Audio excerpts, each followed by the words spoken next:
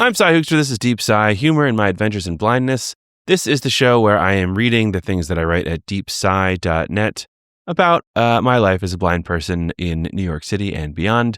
Today's post is called My Slow, Stubborn, Reluctant Transition to Using a White Cane. Sorry that this is coming out a day late if you're a paid subscriber. If you're a free subscriber, you're hearing this on the day that it's supposed to come out because everything comes out a month later for you. So you can change that if you would like by going to deepsigh.net, deepsy.net, and becoming a paid subscriber. Also, if anybody at all, please share this podcast with other people. Word of mouth is one of the best ways to spread the show and spread the love, really. Tell someone you love them by sending them my podcast.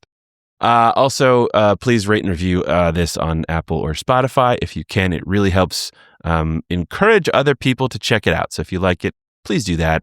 It's actually helpful. That's why everyone asks you to do it in podcasts. Okay, without further ado, my slow, stubborn, reluctant transition to using a white cane. Pointless resistance never feels pointless. One day, during my senior year of high school, I was walking through the cafeteria when a guy bumped into me. "Hey, watch out," he said, unironically, to a legally blind kid. We knew each other well, too. He knew what he was saying. "What do you mean, watch out? You know I can't see. You watch out." "I'm sick of you always running into people," he said angrily. I shoved him against a nearby vending machine, and a friend of mine stepped in. Whoa, just walk away," said the friend. We went across the cafeteria and sat down. We then watched as two girls got into a heated argument. It got louder and louder until they were screaming, culminating in one of them shouting the F word at the exact moment she turned to storm off and found one of the school's grumpiest, strictest teachers standing right behind her. Weird day, I bet students in the cafeteria were thinking. Not me, though. I sat patiently waiting for my drama teacher to come out and explain that both fights were staged. She got everyone's attention and said her students were studying a style of theater performed in public without telling anyone around that theater is happening.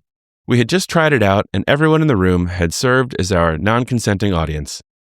I don't remember what the type of theater was called or who created it. In my head, it goes in a drawer with things like the artist who put a toilet in a museum because, if you really think about it, what is art? I tend to keep that drawer shut. Needless to say, the friend who thought he was putting himself in the middle of a real fight was pretty mad. And the one girl had to apologize to the grumpy teacher, explaining the script was semi-improvised and there wasn't supposed to be swearing. I don't remember if she got in any real trouble.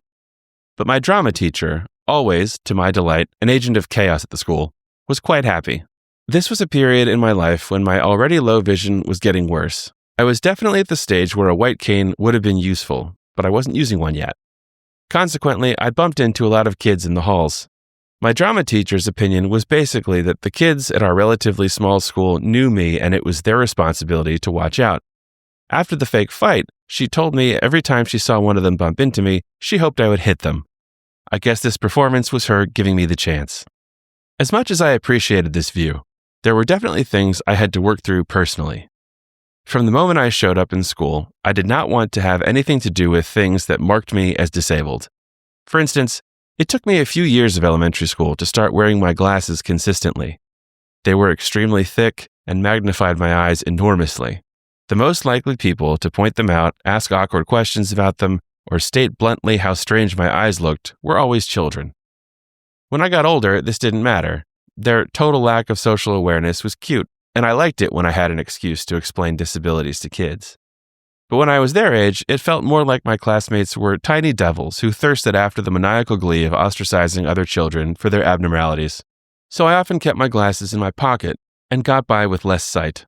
As I went on in school, the ostracizing didn't decline. It just became ever more subtle.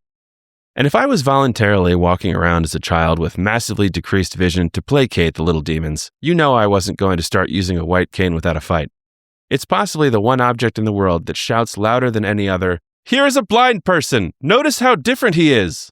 But social shaming was not the only thing holding me back. I think most people can imagine how the process of going blind would be disorienting, anxiety-inducing, and sad. As I've written here before, those feelings don't last, and they don't define what living with blindness is like. But they are a part of the experience of becoming blind. and they are also part of the experience of becoming more blind when you're already a little bit blind. I was accustomed to having a certain amount of vision that had been the same for as long as I could remember. Losing it would mean once again figuring out how to do all kinds of things, training with new adaptive tools, finding out the fun new ways people would discriminate against me, and much more. Plus, the doctors had no idea how much vision I was going to lose, or if I did, whether it might actually come back. Given all that, it felt natural to put off taking dramatic steps like using a white cane for as long as possible. The only drawback at the time was the occasional accident. One day, I was walking around Zurich, Switzerland, where I lived during high school. I was downtown, miles from my family's home near the city limit.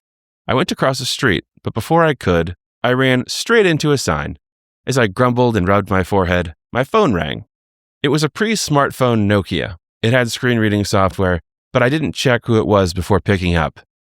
Young people, please understand it took many of us years to unlearn the maladaptive behaviors from the pre-caller ID era. I answered. Did that hurt? It was my dad. What? Where are you? I asked loudly with very teenage embarrassment. With a very dad laugh, he said he was stopped at the red light across the street on his way home from work and saw the whole thing. Great, I thought. My dad was always the first person encouraging me to try this technology or that tool to see if they would be helpful. I would refuse for a while, but eventually give whatever it was a shot and inevitably find out it was great. Then he was always the first person to say, smugly, I told you so. He was already telling me I should use a cane. How on earth could he have been at that exact light at that exact moment? What were the odds? Seriously, come on. Poetically, he is now losing his hearing and staunchly refusing to try any of the technology that might help. Wonder where I got it from. College gave me an excuse to finally try a cane. Almost nobody there knew me well, so it wasn't as uncomfortable to explain to everyone why I was making this big change. Also, as I wrote in a previous post, quote, my vision had finally deteriorated to the point where I was forced to admit I needed a cane because it was only a matter of time before I bumped into the wrong guy and got punched. Over the next few years, my adoption of assistive technology and other blindness-related tools sped up considerably. I'd love to tell you this was because I learned to fully accept and embrace myself, because I was full of the conviction that blind people should be proud of who we are. To some degree, this was true. But what vision I had kept disappearing, so it was also a necessity. Several years after college, I was coming home from work to my apartment in New York City. On the subway, I was blinking at all the tiny flashing lights and floating spots now clouding my field of view, realizing how bad things were getting. I decided I needed, for the sake of my own peace of mind, to prove to myself that things were going to be okay if I actually lost all my vision. Once I get out of the subway, I was going to completely close my eyes and try to walk home using nothing but the cane and my hearing. Blind people often recommend learning to use the cane in the first instance, wearing blackout glasses or goggles. Otherwise, as I was learning, most people naturally rely on whatever residual vision they have and don't use the cane to its full potential.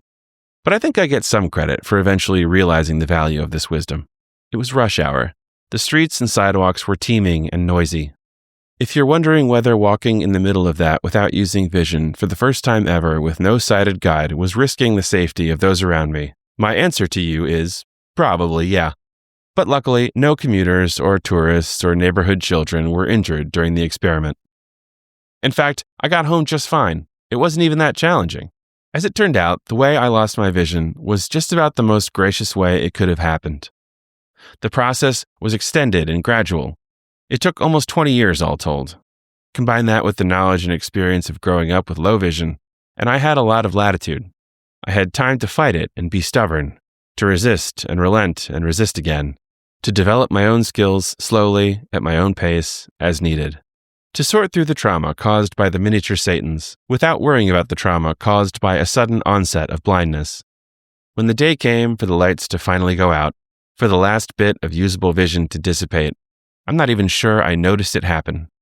Sight became, in the end, what I first thought the white cane was, something I just didn't need. Thank you all so much for listening. Again, go to deepsy.net, deepsy.net to become a paid subscriber. Support this, get all these episodes and the written posts a month before you otherwise would. Thank you so much to those of you who do support. Also, if you're not there, please join the free mailing list. Tell your friends about us and rate and review this show on Apple Podcasts. I really, honestly do appreciate anyone who does it. If you're a paid subscriber and you share through Substack, which is the platform that all this is on, you actually can get discounts on your subscription. So go give it a try. Okay. Thank you all so much for being here, and I will see you next week. Goodbye.